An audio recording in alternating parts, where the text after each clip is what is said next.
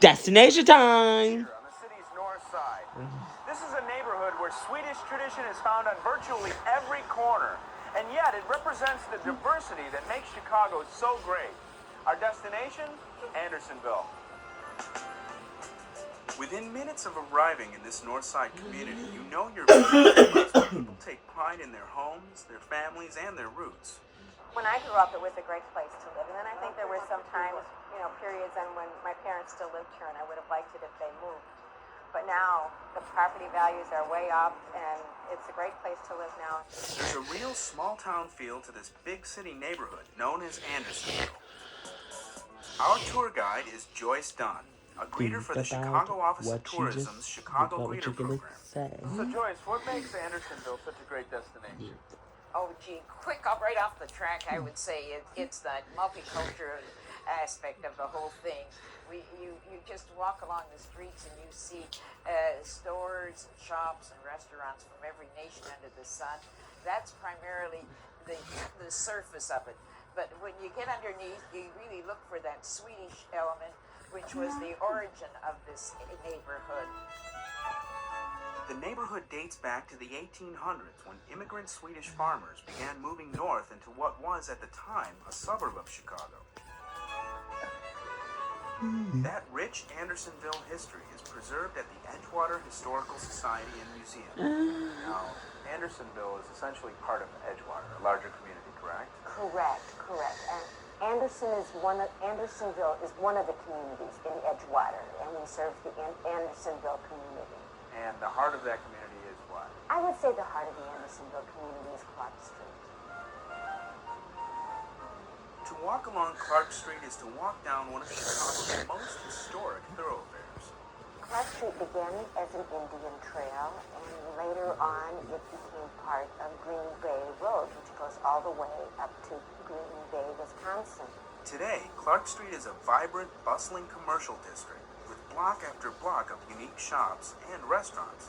Seems like there's some nice nightlife and dining around here as well. Oh, wonderful. You have a choice of multinational anything you want. And I hear there's some pretty good cinnamon rolls somewhere around here. Oh, that Swedish bakery, that's really tops. And plus, Ann Sather's that serves them. They make their own special kind. And right next door to Ann Sather's, nourishment for the mind at the Swedish American Museum Center. Since 1976, this museum has been an anchor of Andersonville. Its permanent exhibit, The Dream of America, highlights the contributions of Swedes to our city. The Swedes who came here got involved in the building industry or the building business.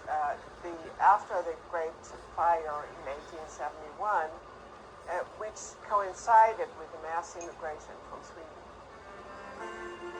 The story of the Swedish immigration is also reflected in this exhibit on Ellis Island. There's also a children's museum, and during the holiday season, many ways to learn about Swedish holiday tradition through classes and seminars. I think Sweden has a very special heritage with the traditions at Christmas, and we just love to share them with anybody who cares to come to our doors. And if you're looking for a last-minute holiday gift, check out the museum's gift shop for some unique ideas.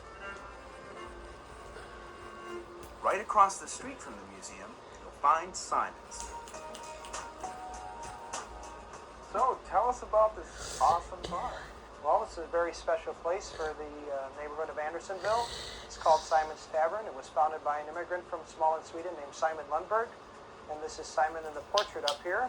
Simon Lundberg's family sold the bar in the 1990s to Scott Martin, a longtime neighborhood resident who is committed to preserving the bar's unusual and historic charm.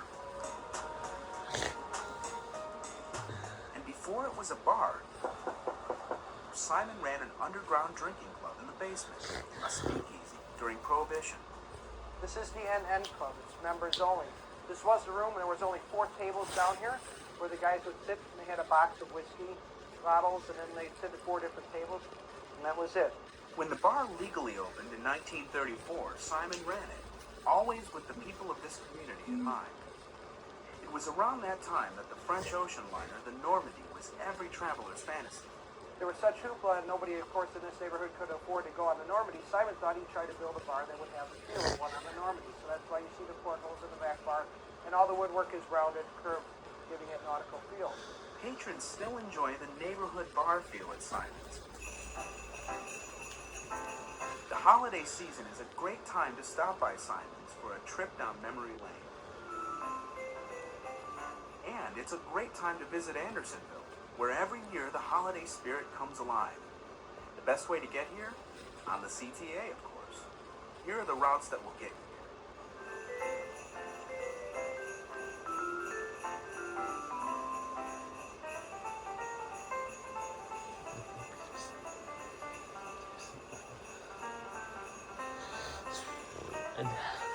So why not explore Andersonville on the CTA?